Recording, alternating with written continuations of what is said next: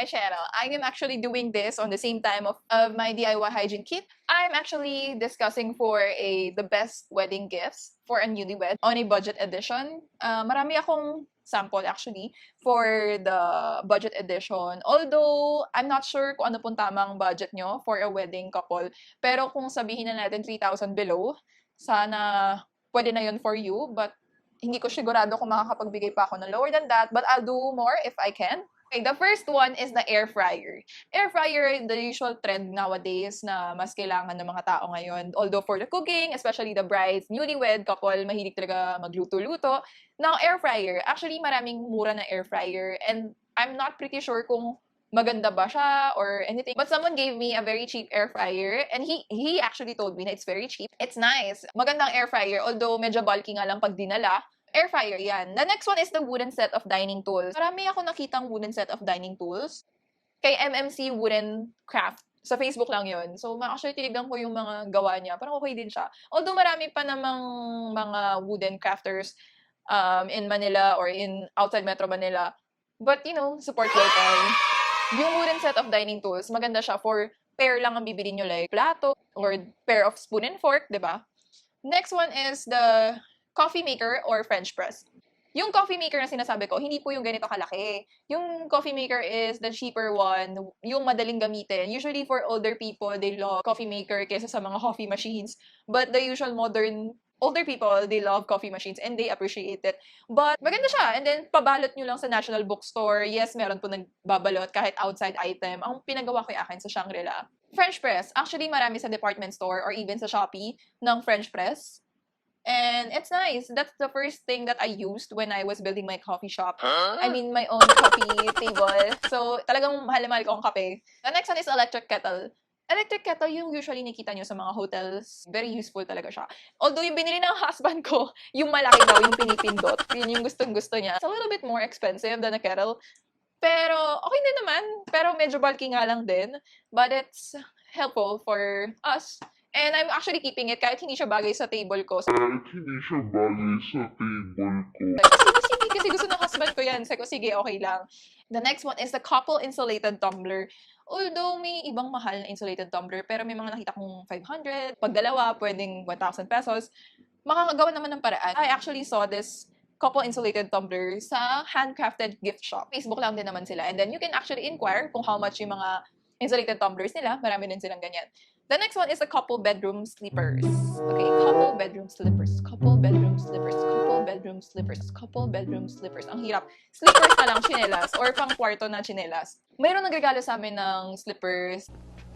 Kayo na ako mausap dito, ha? Nakakapikon to, hindi ko maintindihan eh, ha? Ha? Nagulo ang English niyan!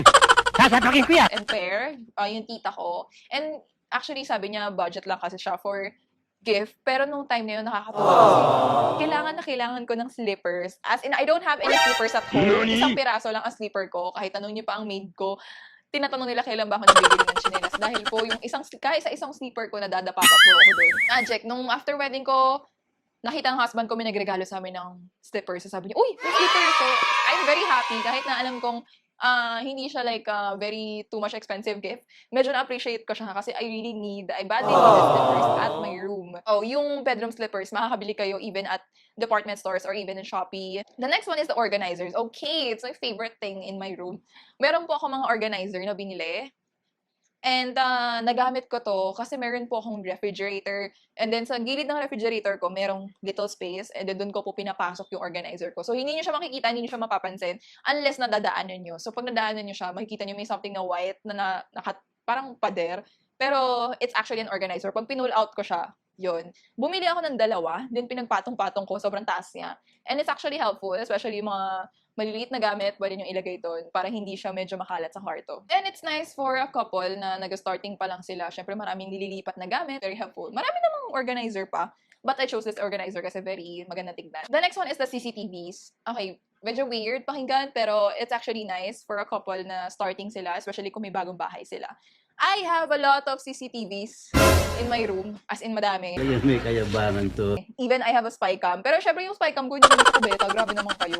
Pero meron ako sa labas ng toilet namin. Meron kaming CCTV doon. Mahilig akong magbantay ng mga gamit ko.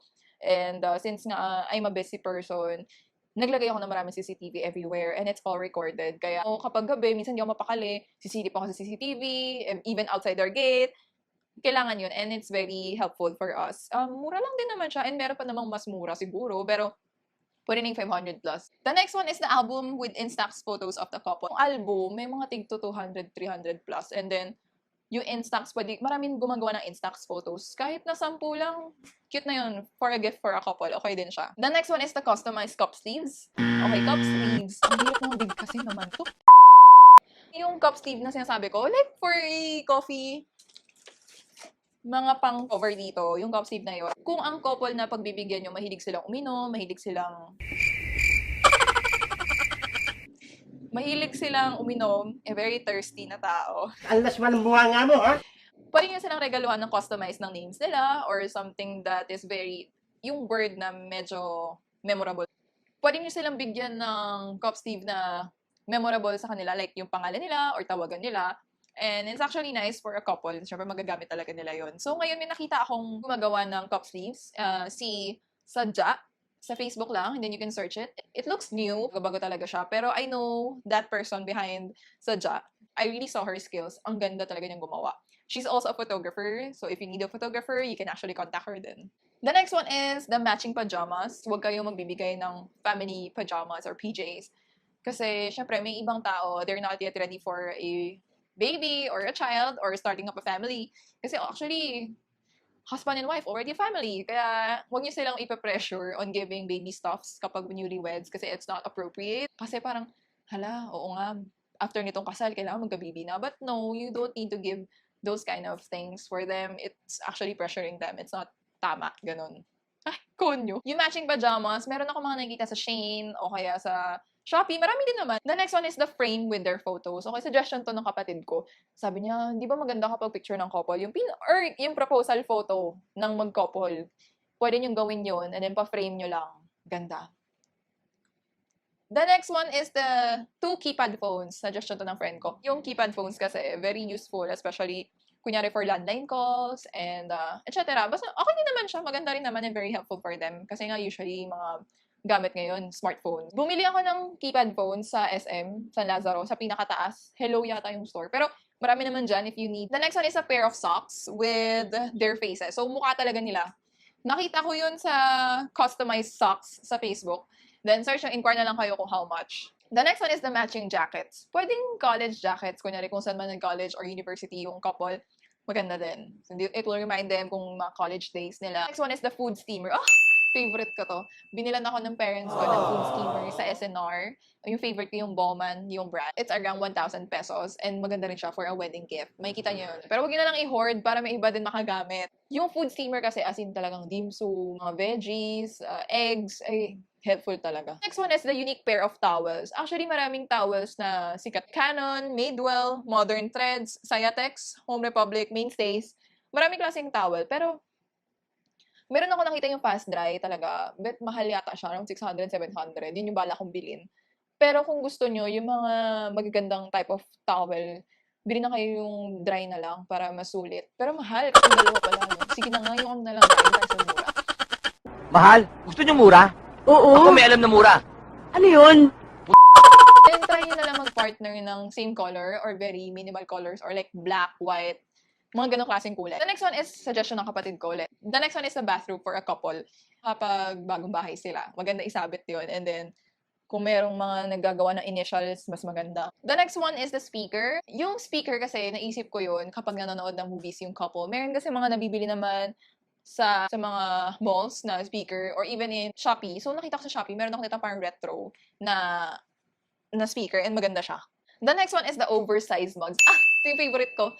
Na-addict ako bumili ng maraming oversized mugs. And one of my favorites, eto, yung nakikita nyo sa video ko. Yung malaki siya. As in, hindi ko masabi kung gano'ng kalaki, basta malaki siya. Magugulat na lang kayo pag nakabili nyo na siya. Yung eto kasi, for a soup yan. So, pag kailangan open mo to para mabuksan mo siya. Patay mo bukas. Pahiya ako. O basta yan, madali siyang buksan kapag binubuksan itong bilog. Then pag ibabalik mo na, sasara mo parang yung pressure ng hangin. Mag-close talaga. Ayan, may Ito nga lang, yung binili ko to, limited lang yung letters na meron siya. And it's sad kasi walang plain. Kasi wala yung color. Ewan ko pag inacetone ko baka mawala.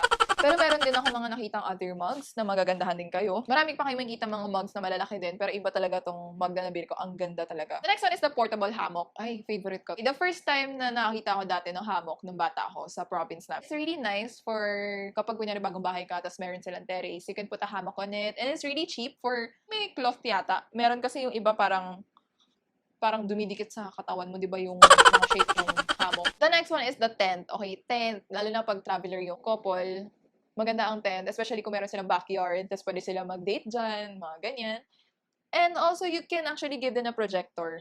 Mahal pa lang projector. Sige, sa next na video na lang. The next one is the hot pot set. May nabili ako na hot pot, tapos ginagamit ko talaga siya. Maganda yung hot pot. Ginagamit ko yung pag sinigang ang luto ko. Tapos, bibili lang ako ng mga containers. I-chop ko na yung mga kailangan, and then ibabagsak ko na lang. Parang hot pot talaga. The next one is the katingko set. Ay, tita days. Naalala ko kasi nung college ako, I would buy a lot. And actually, unfortunately, hindi ko siya nagamit lahat. Pero very useful siya, especially for brides. Stress sila before and after the wedding for sure. And presentable siya. The next one is the Nescafe Gold Set. Ay, may binigyan ako ng Nescafe Gold Set. Tuwan-tuwa. Ang dami nun. Although kasi meron kasi yung types of roast, kung dark, medium, and etc. Pwede niyo bigay yung lahat, tapos lagay nyo na sa paper bag, tapos. Or sa ratan bag. The next one is the diffusers, or reed diffusers, or candles, the usual na papabango ng kwarto. The next one is the bed table. Okay, very nauso rin to nung pandemic. Yung laptop tables, yung nabibili nyo kahit sa Shopee, may mga tig 300 pesos, 200 pesos, wooden or anything na maganda. Very helpful yan. Kasi usually nasa kwarto lang naman yung mag-couple, diba? So, mga ginagawa nila, higa-higa lang. So, kung may laptop sila or gagamitan. Pwede nyo. The next one is the emergency light. Someone gave an emergency light to me and nagamit ko talaga siya nung nag-brown out. Kung magbibigay kayo ng regalo, siguraduhin nyo talagang magagamit. Sometimes may mga regalo medyo weird pakinggan, medyo weird tignan, pero makakatulong talaga. You can also give board games, an emergency kit. Yung emergency kit kasi may binagbigyan ako, as in like may bag, tapos lahat ng emergency stuff nandyan. Merong sleeping bag, may mga walkie-talkies, may mga medical supplies. So, yun usually pinagsama-sama namin ng friend ko. Parang binigyan namin sila kasi since Red Cross team sila. So, magandang gift yon for a couple. So, ayun lang naman, everyone. Those are the things that I could actually suggest for a budget edition. And I'm not sure kung totally budget nyo yan. But somehow, I hope nakakatulong ako sa pag-iisip nyo kung anong pwede ibigay sa newlywed couple. And also, if you have any suggestions for more budget edition gifts that you can give, like customized letters or etc., just comment down below kung anong pwede pang ibigay sa bagong kasal. And I hope you don't forget to subscribe for more wedding advices. I am actually giving a wedding dress that costs 3,000 to 4,000 pesos. Meron na ako nakausap for this. And I hope na kung sino man makakuha ng wedding dress na makakatulong talaga ako sa nila for their wedding.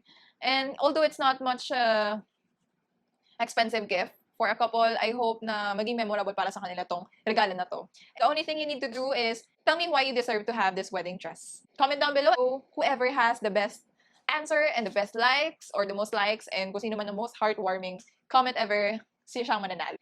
Thank you so much for watching. See you in my next vlog.